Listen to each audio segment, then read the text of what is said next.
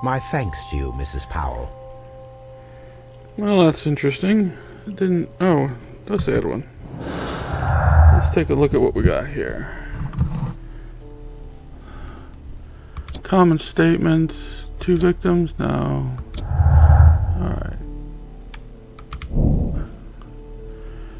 Describe a statement as a figment of... No. I'm not going to leave that one. I don't think that's it. Latent statements. Common statement. Lootless. Yeah. Oh, we have the revolver. Alright, what do we add? No, I don't think so either.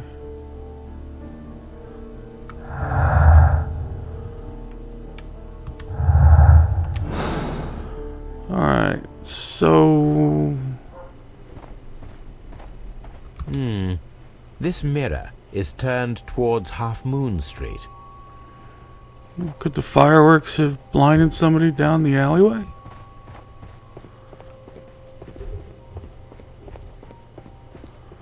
Let's talk to Officer... Oh, wait.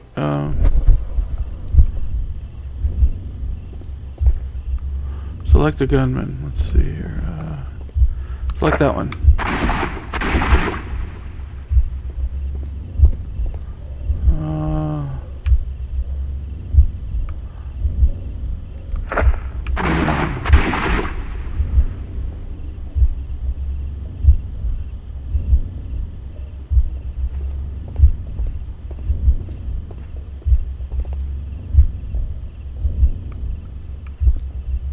Wait a minute.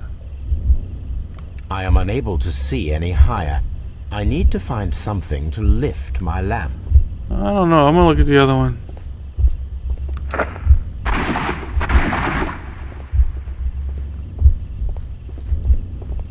I don't think you fired twice if you're hitting them in the...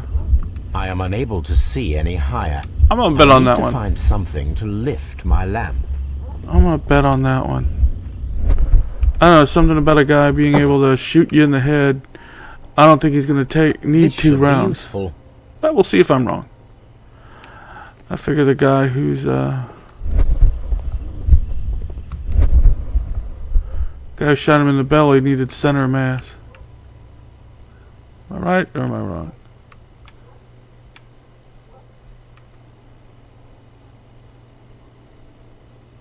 Looks like I'm gonna be wrong. Oh! This is most definitely a bullet hole. The brick cracks are fresh. Watson, there was a 3rd shot fired in this street. So I got it right. It was the man who got shot in the belly. Okay. So 3rd shot, 2 victims. That's you, so crossfire. Alright, so...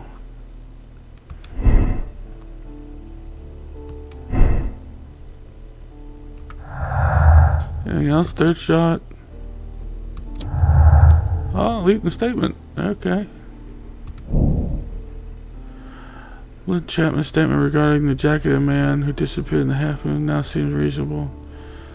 Okay, so, yeah, definitely something's missing. But this all assumes that the 3rd man didn't shoot in the first place, because why would these 2 want to shoot at each other? Couldn't the one man who shot him in the... Well, no, because...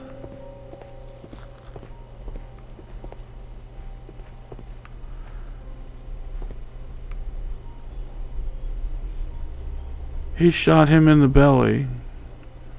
He was shot in the head. And then...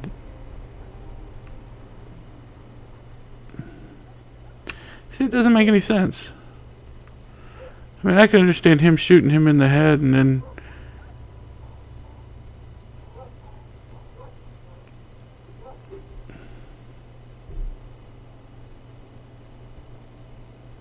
The guy who got shot in the head's not going to get off 2 rounds.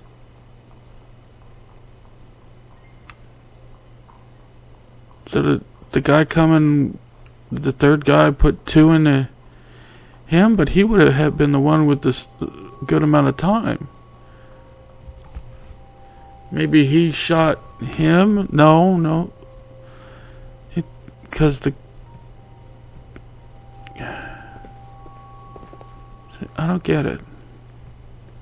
How could... Why would he shoot him? We need more. Because it doesn't make any sense right now. None of this makes any sense.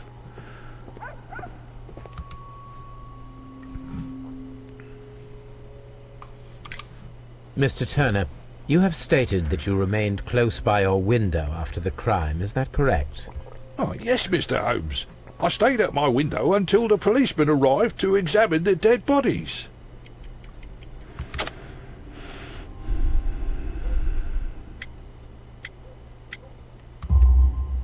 That is very interesting, Mr. Turner.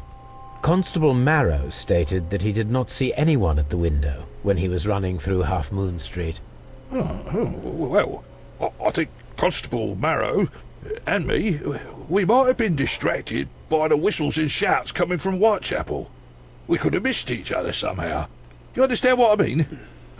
It was a bit of a stressful moment, to tell you the truth, sir.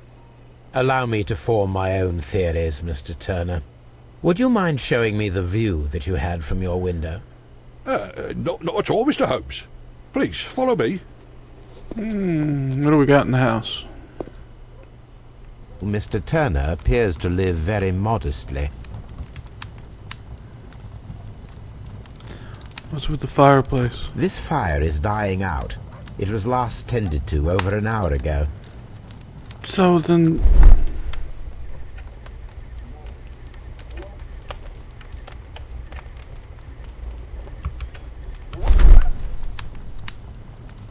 The papers are almost entirely burned. I am unable to see what's written here. It's a perfect square. These words are illegible. The papers were thrown into the fire just a short while ago. Well, it'd have to be. The fire's been, only stoked an hour ago, so... How is this window dark?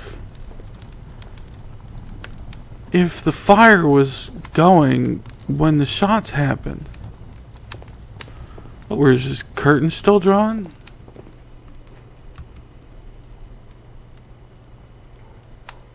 This kitchen knife is quite sharp.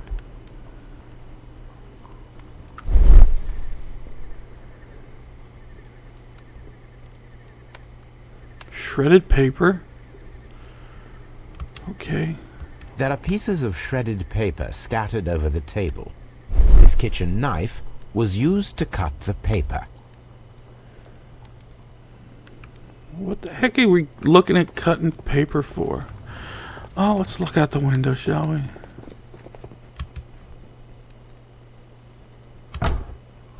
So, that's the view Mr. Turner had when he opened the window. The dead body of Kenneth Butler. Brian Vercotti's contorted corpse. Mr. Turner had a perfect view of the crime scene. He saw the bodies clearly, and Leighton Chapman standing over them.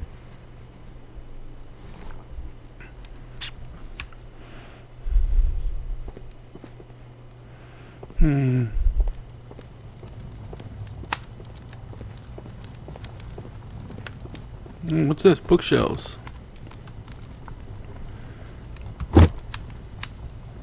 Oh, look at that. The broken end. A perfect match. So, Mr. Turner broke his stick when it became stuck between the cobblestones. He did not mention that he was so near to the victims. So, he was down in the alley. The books on this shelf are in a mess. It looks as though Mr. Turner was trying to find something in a hurry here, a short while ago. Well, I don't know how you can tell it's a short while ago.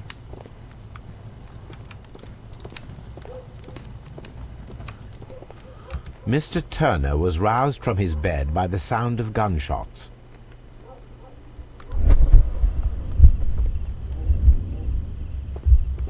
Okay, so we know we got a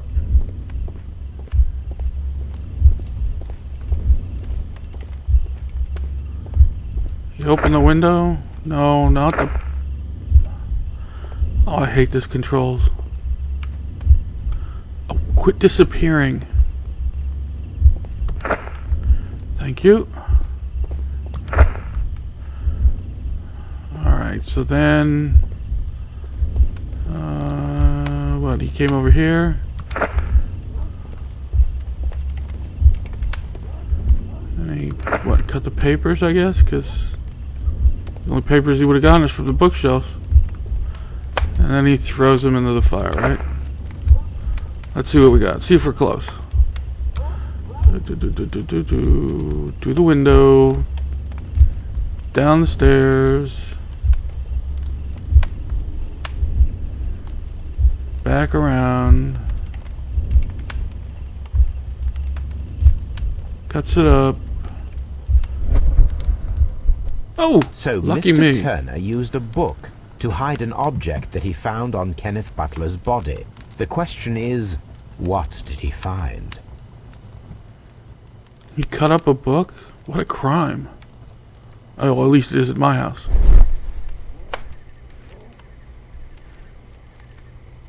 I can see prints from greasy fingers upon the cover of this book. Let us take a closer look. Why would he have greasy fingers? He just got out of bed.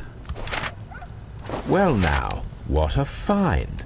A precious jewel, concealed inside a book. A bracelet with a unique ram's head design, a distinctive feature of ancient Grecian artifacts, probably of the Hellenistic era.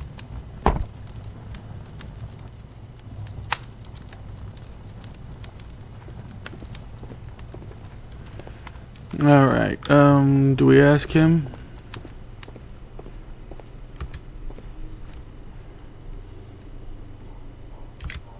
Mr. Turner, how would it be possible for a man of advanced years, such as yourself, to rush from his bed to the window in a matter of seconds, as you have stated?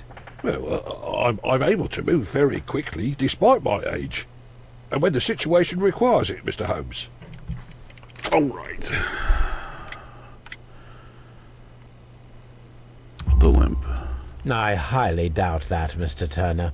I observe that you suffer a severe limp due to your injured right leg. It would have taken at least 10 seconds for you to approach the window. That means you could have easily missed something or someone in Half Moon Street during that time. You're right, Mr. Holmes. I could have missed something. But it did seem to me that everything happened so quickly. Time can pull tricks on you. And what of everything else that you told us? Mr. Turner, it is vital that we have your complete and true statement. Mr. Holmes, I do assure you that the other things I said were most sincere.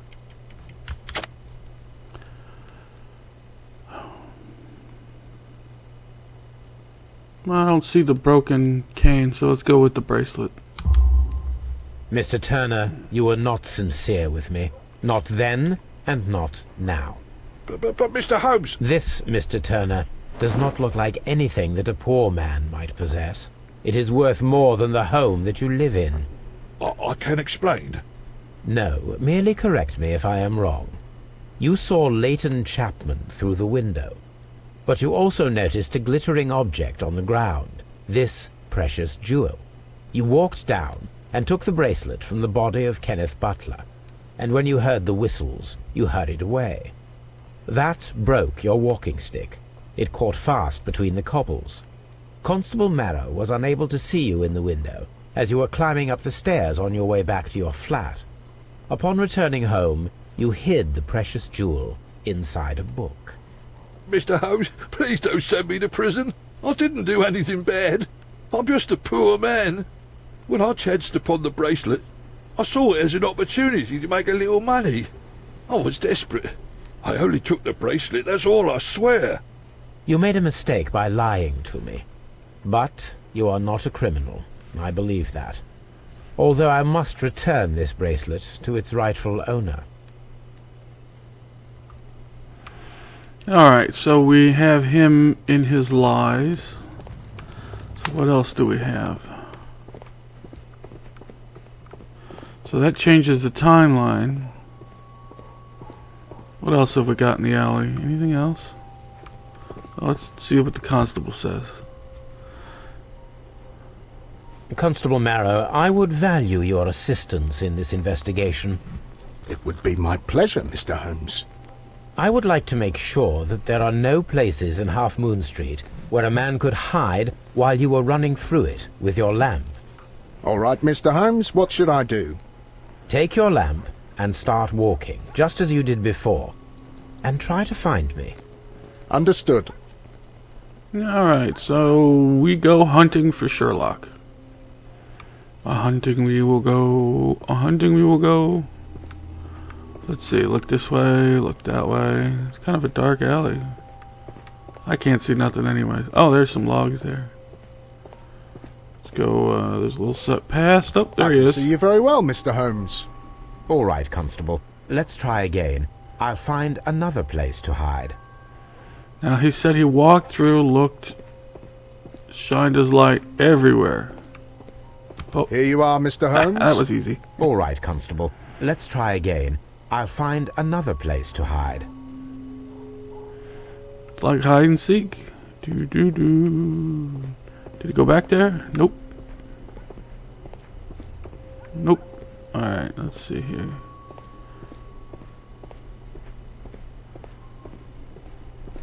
Nope.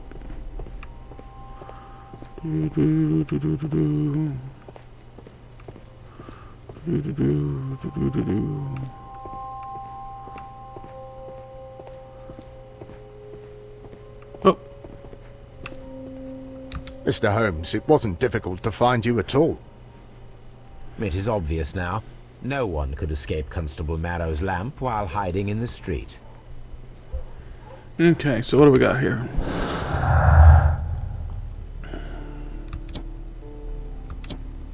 Yep, not that. Coroner site. Statement. If we can assume that there was one more person in Half Moon Street at the time of the crime, there was no way forward or back for his escape, only up. Let us reenact the actions, recreate the fireworks described by this guy's attempt to climb the wall. Great.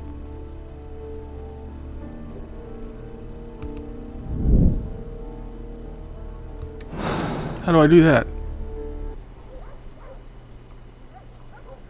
It would be my pleasure to assist you with your investigation, Mr. Holmes. I'm always wondering what's on your mind, Holmes.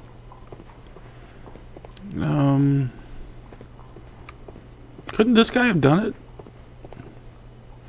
Oh, we still need the gun, and we searched this place. What have I got? What have I got? Oh! Okay. Who do I talk to?